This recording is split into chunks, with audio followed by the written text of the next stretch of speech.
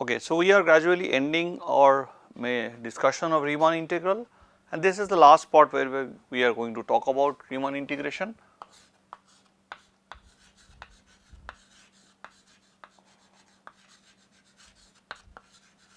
So, fundamental theorem of calculus in the Riemann approach.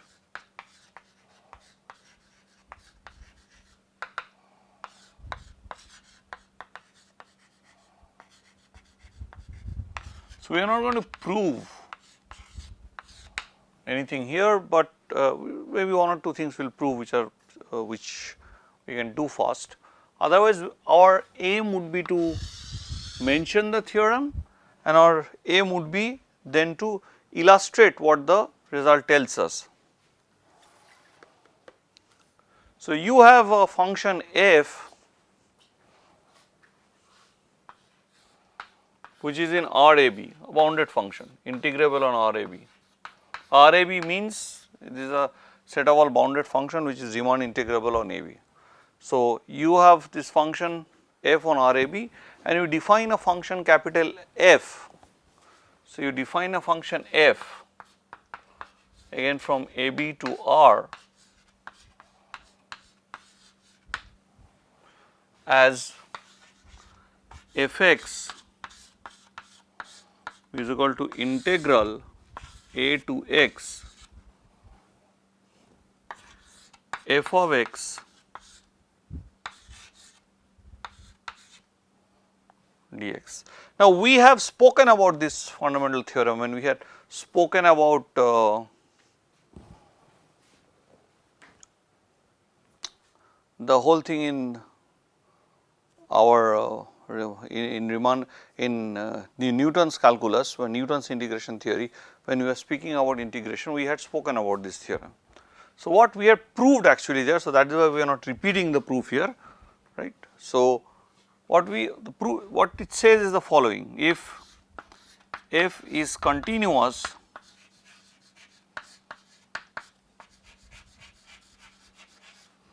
on AB,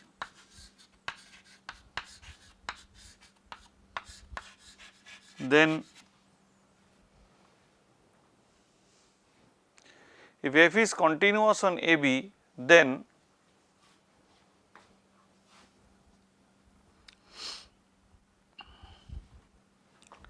small f is continuous and capital F is differentiable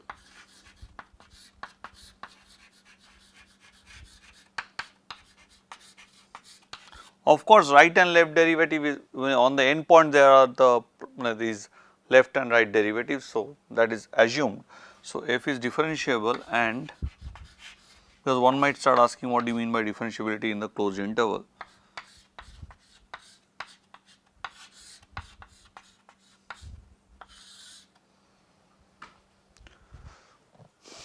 It is clear that f dash of A is f of A, which is clearly defined, and f dash of B is f of B, which is clearly defined. Of course, f dash in that sense, when f dash of A means the left derivative and f dash of B is the right derivative, that is all. So, that is what this theorem says, and we also gave you some warning of how to use this theorem, right. Now, if f is a continuous function, and so straight corollary is the following. So, if f from AB to R is continuous,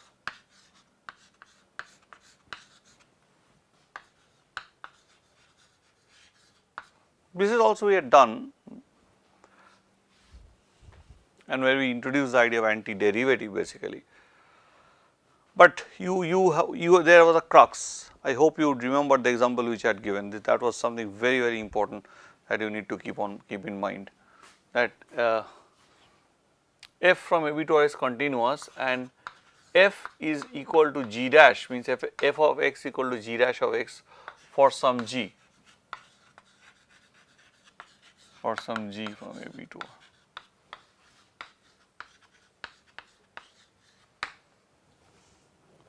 So, if this is there, then integral a to b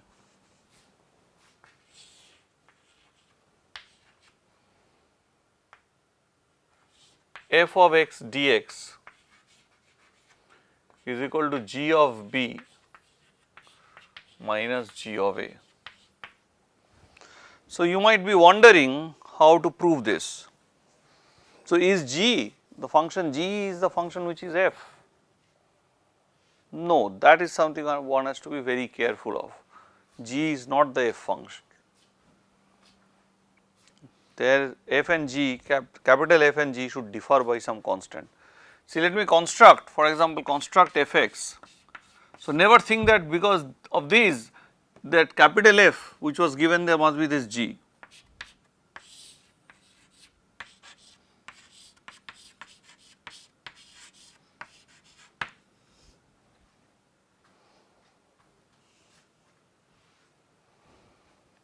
So, what does it say? By this previous theorem, it implies that f dash x is equal to f of x is equal to g dash of x. But if two functions have the same derivative, then they vary by a constant. So, basically the derivative of these two functions, the difference of f minus g, the derivative of that is 0. So, f minus g must be a constant. So, it simply means f of x is equal to gx plus c. So, there is no uniqueness of this capital F, that is something one has to be very, very careful. Of course, you know from here that if I put x equal to a, then f of a is nothing but 0. So, g minus of g a is equal to c, because if I put a here, f of a would become 0. So, it will be g of a plus c equal to 0. So, minus g a equal to c, and when I put x equal to b, then you have g of b. So, f of b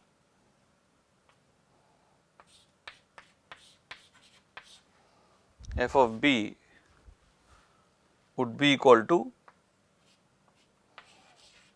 gb minus ga. Or what is f of b? F of b is nothing but the integral.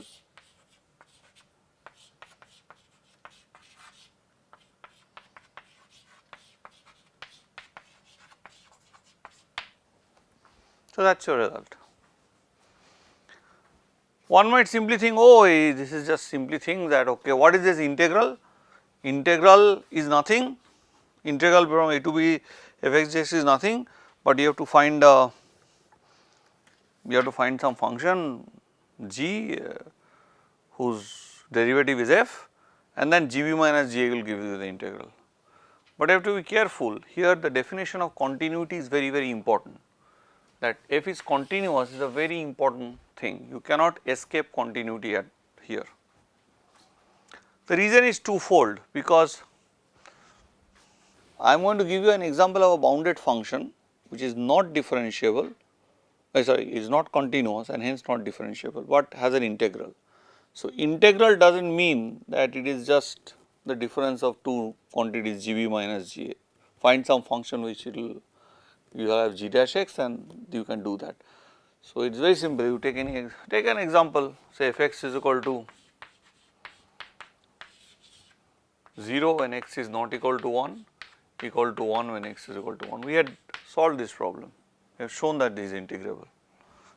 So, once we have shown this to be integrable, then it is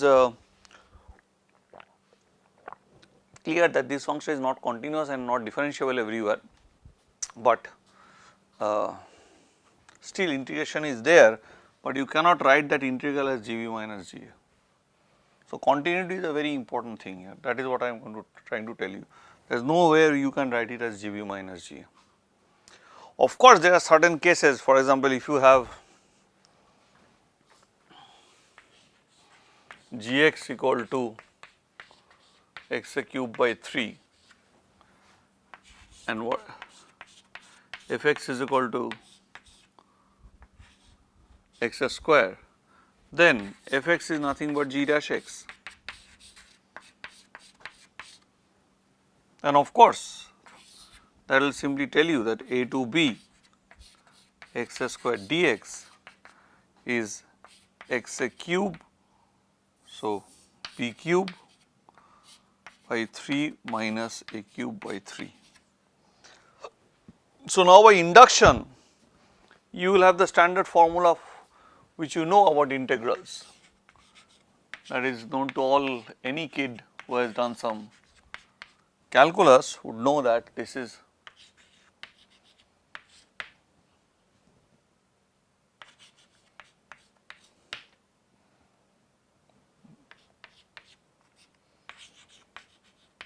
so you can prove this simply by induction. But you have to careful, you have to be very careful here. N equal to minus 1 is not something which you are going to bother about. N not equal to minus 1. If n is equal to minus 1, this is undefined. So, if n is equal to minus 1, then if when n is equal to minus 1, we write this as integral a to b 1 by x dx. Now, nobody knows how to do anything about it. Of course, you say, oh, I have read integral 1 by x log x is log x, so log b by log a.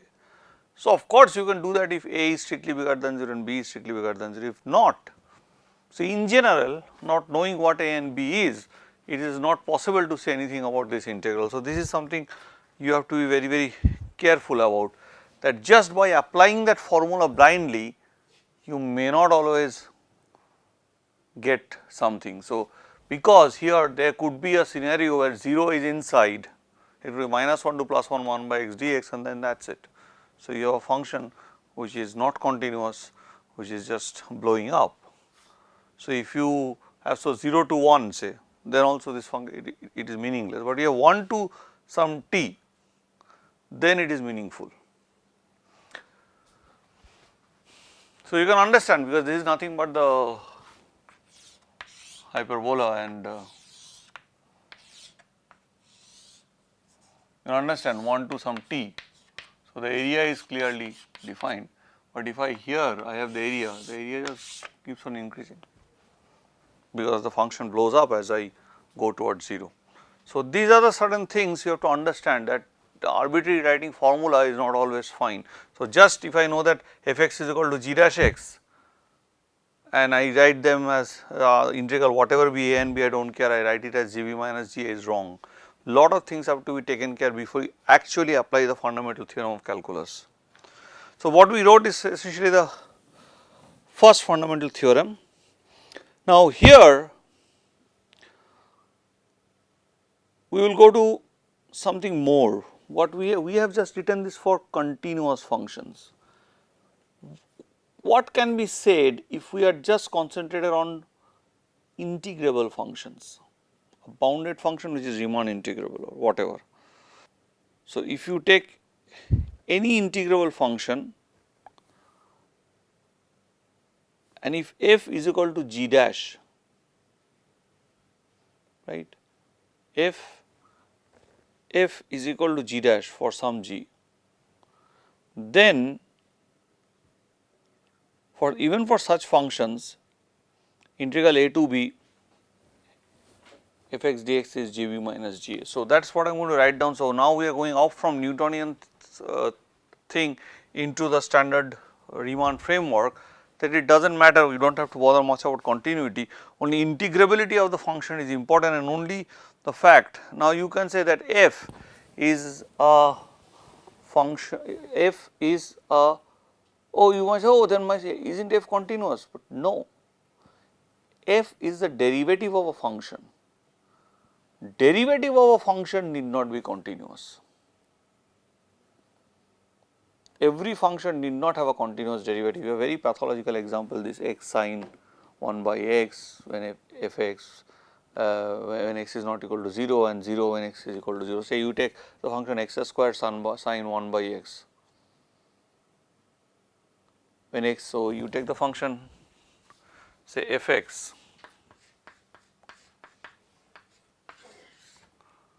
x square sin 1 by x when x is not equal to 0 is equal to 0 when x is equal to 0. This is a differentiable function, but its derivative is not a continuous function. So, g is a differential function and its derivative is the function f, so it need not be continuous. But we are expecting that it is a bounded integrable function. So, even under that case, even if you do not know anything about the continuity of f itself, you can still have the mean value theorem, and that is why, that is where we differ from what we have studied earlier. That is exactly the point where we have moved, we have made an advancement in the thinking from the Newtonian, the 16th century thing, 16th, 17th century thinking to the 19th century thinking. So, we push ourselves 200 years ahead by this just little change that, but you have to understand, you might say, "Arey kya, what is this, just change, continuity tha nahi hai."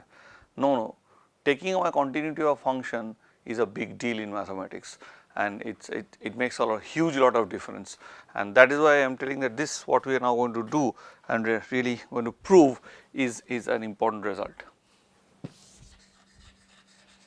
Second fundamental theorem of calculus, second FTC.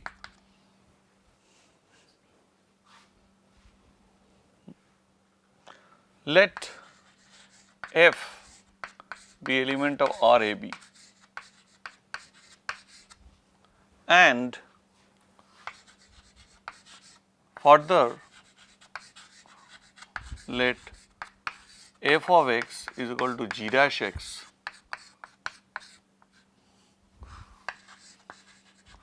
for all x in AB.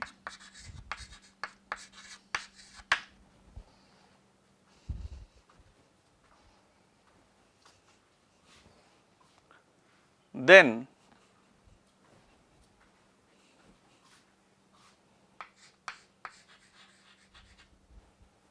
integral a to b fx dx is equal to gb minus ga. So, this is actually a very important result.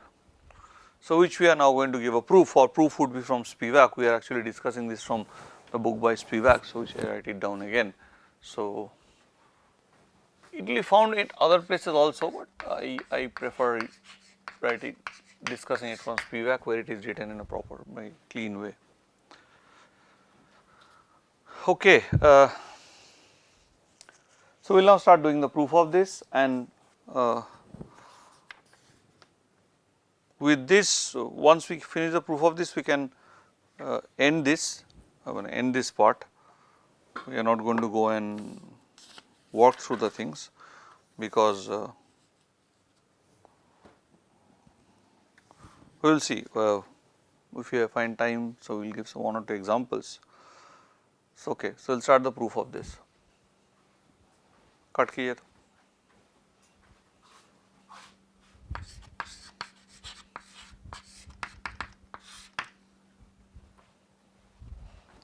Though we prove this result, but I would like to tell you that this result is very pathological. It is not so easy to find functions f which are integrable, not continuous, but is a derivative of some other function. It may not be so easy. This could be one of the examples. So, okay. So, generically continuity of the functions are important. So, you might see what we do now is a very simple way of looking at the proofs. So, let me just try to do the whole thing in a very simple way. So, you have the partition P, which is given the same way as endpoints with this is the point A and this is the point B. Right. So, now once we have this, what we can now do is that we take G and compute Gxi minus Gxi minus 1. So, by because G is differentiable, so there is some xi I which is lying between strictly between xi and xi minus 1. This is nothing but the mean value theorem of Lagrange that we have applied.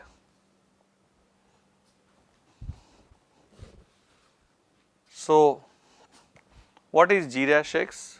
So, g dash xi I xi minus xi minus 1 is nothing but f of xi I xi minus xi minus 1, but f of xi I xi minus xi minus 1 is less than equal to mi, that is the supremum over this interval xi minus 1 and bigger than the infimum.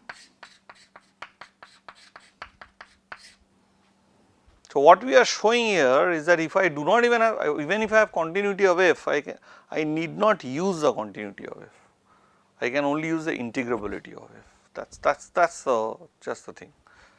So, once I have this, what I have mi xi minus xi minus 1 is less than equal to, now this is equal to this and this is equal to this.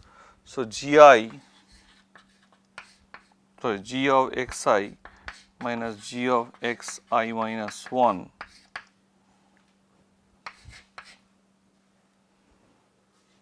ठीक है.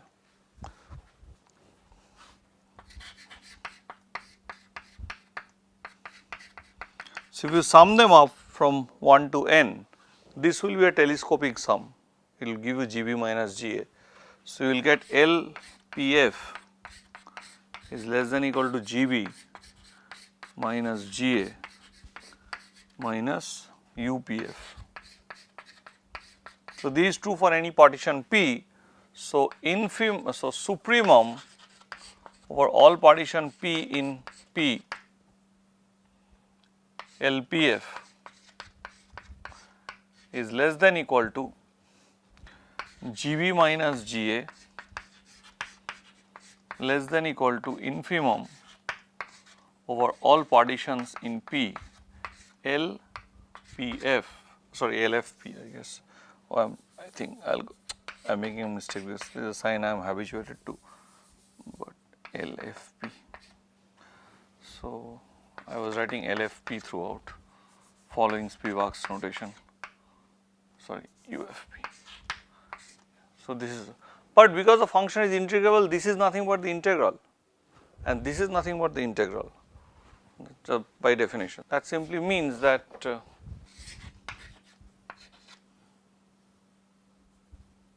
A to B. So, you see integrability is used, not the continuity of, even if that is continuity, we really do not require to use the continuity argument, I mean continuity of f.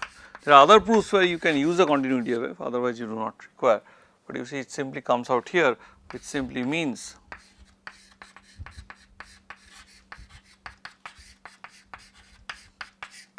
but continuity is thus a generic condition. It is really effective when you have a continuous function, it is not effective when the function is not continuous. So, we have already achieved something in the sense that we have covered a huge ground in calculus. By that it is no mean feat that we have done it together and a lot has been done. So, the course that you are learning, it is not a, even though it can be thought of as some basic course in one variable calculus, but it is really not just a basic course, because here I am not only tending to students who are just wants to have extremely rudimentary knowledge, but I am also tending to the ambitious. So, that is something I made very clear when I gave the 2-minute introductory talk, that I am motivated by this title of Corner's book, The Calculus for the Ambitious. So, essentially that is what I also want to repeat, taking the leaf out of Corner's idea that this is a course for the ambitious, that you really want to know calculus much better than many other people. So, we will stop this lecture here, it is slightly shorter because the next lecture will be slightly longer, because we are going to introduce something very different and you would see that things which are not integrable by the definition of Riemann integration would actually become integrable when we use our approach of the Henstock-Kurzweil integral. So, thank you and we will be back in the next class.